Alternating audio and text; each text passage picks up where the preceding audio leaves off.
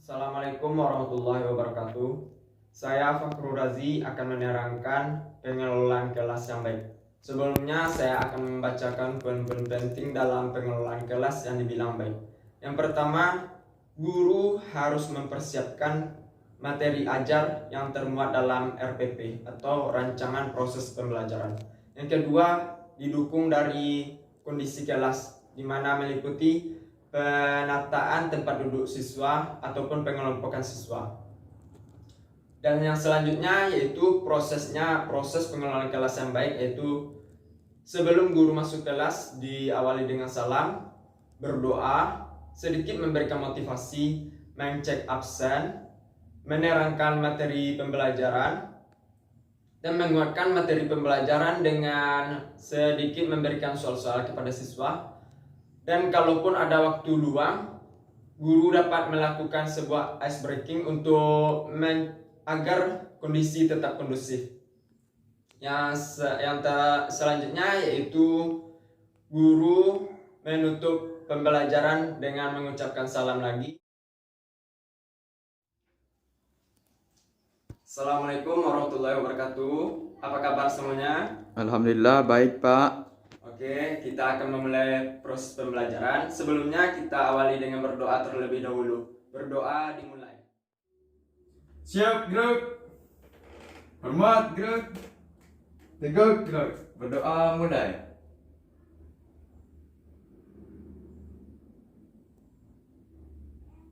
Amin amin amin. Oke, Ananda semuanya, setelah berdoa, Bapak ingin memberikan penjelasan mengenai keadaan sekarang. Kita telah berada di masa revolusi industri 4.0.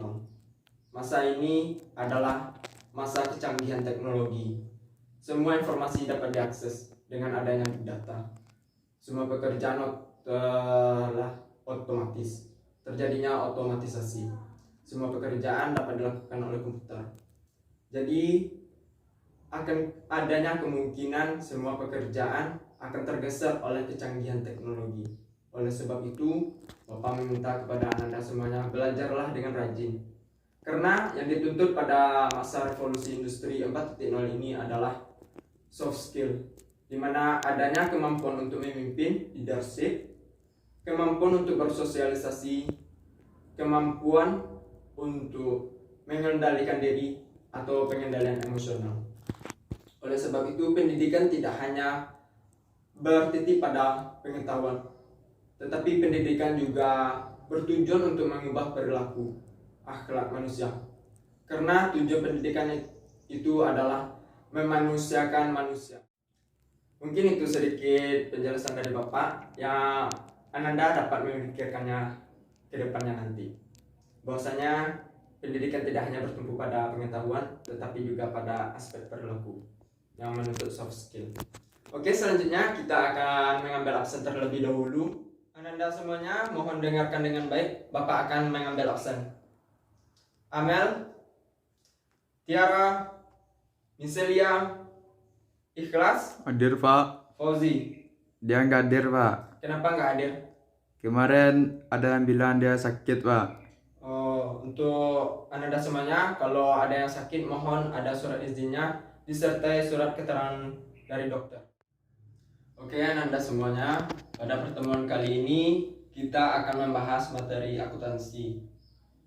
Pada pertemuan ini kita akan hanya membahas materi-materi informasi mengenai akuntansi, mengenai sejarahnya, apa itu akuntansi, apa saja profesi yang ada yang mencakup atau yang menghubungi dengan akuntansi, dan apa-apa saja bagian-bagian dari akuntansi itu sendiri.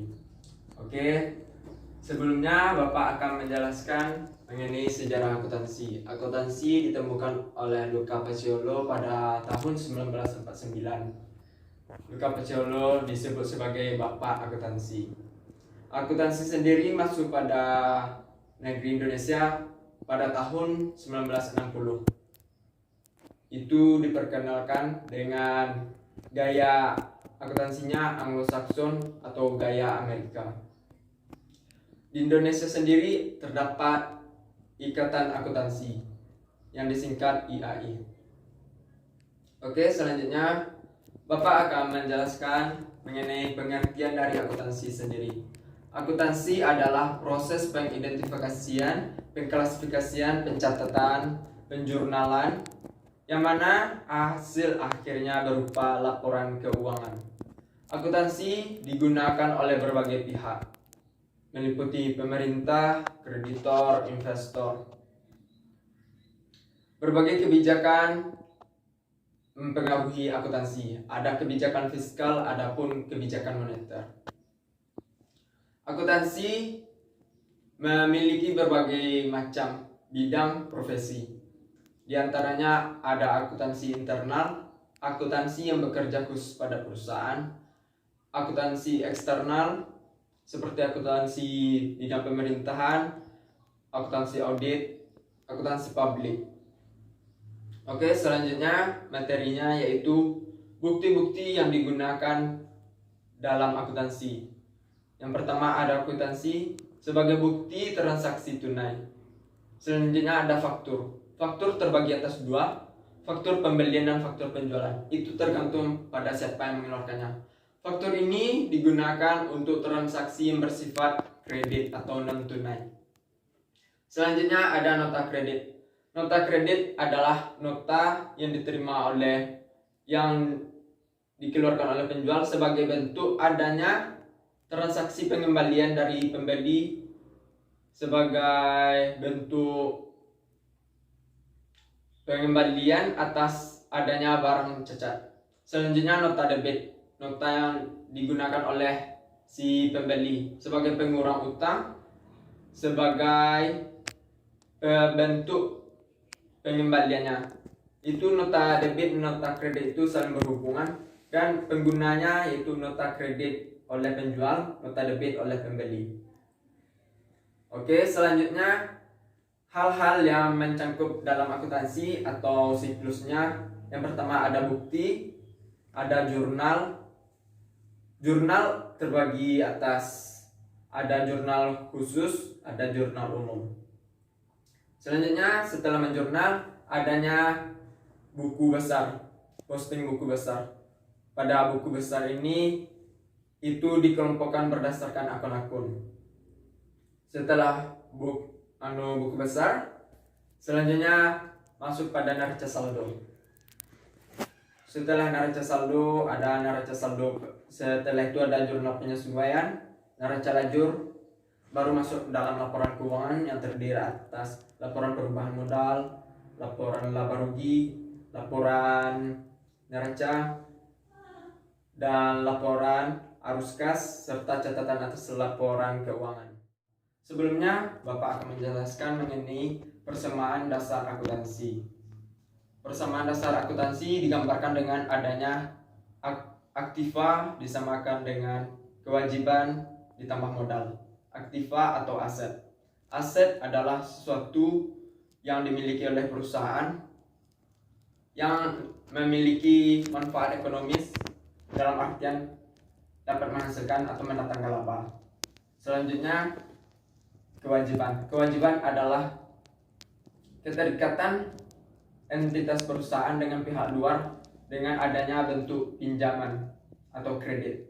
Selanjutnya modal. Modal adalah suatu yang dimiliki oleh pemilik perusahaan, dapat berupa uang atau kas ataupun dapat berupa aset tetap seperti peralatan dan sebagainya.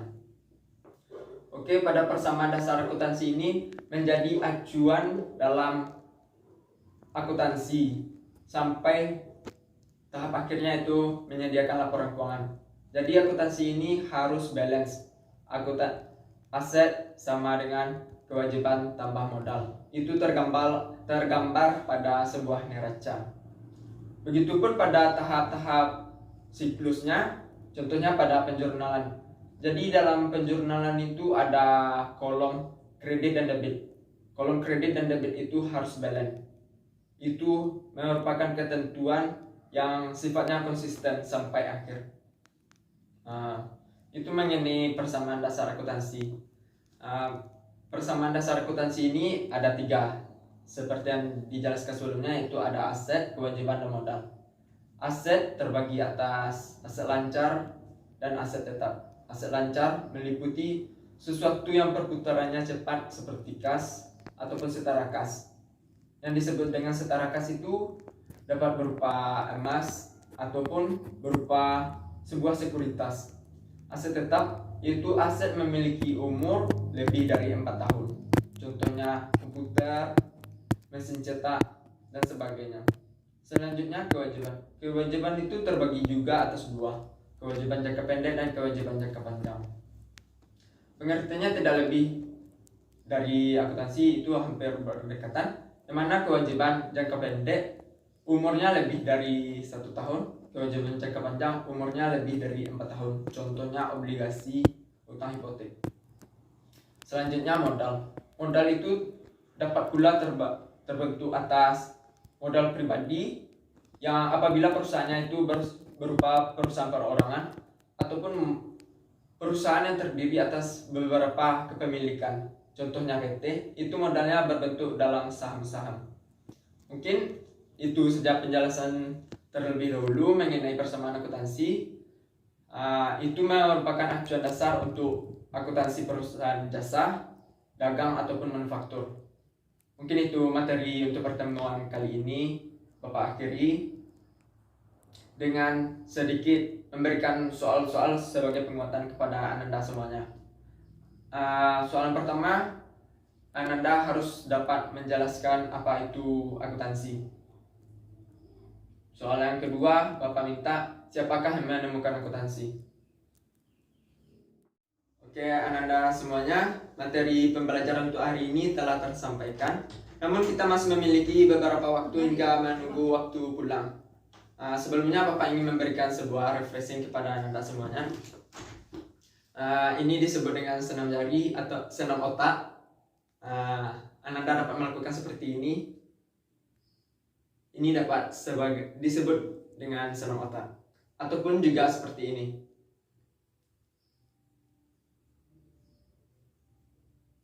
Coba Ananda tirukan di rumah ataupun di dalam waktu senggang. Mungkin itu dapat bermanfaat mengisi waktu luang Anda dengan mengasah otak Anda. Begitupun Bapak minta kepada Ananda semuanya, harap materi yang telah Bapak sampaikan dibaca kembali di rumah. Akhir kata Bapak sampaikan, Assalamualaikum warahmatullahi wabarakatuh.